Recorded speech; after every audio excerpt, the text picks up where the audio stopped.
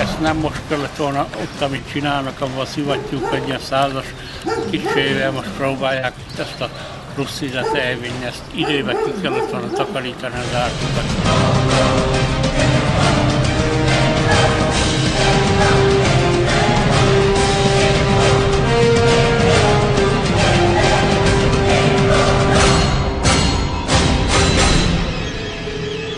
Egész tegnapi napig nem volt nagyon nagy baj.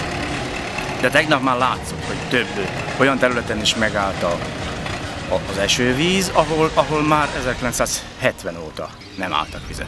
Ekével, traktorral barázdákat húzunk, és arra engedjük ki fel a gordonos paradicsomból a vizet, a burgonya soraiból engedjük ki a vizet.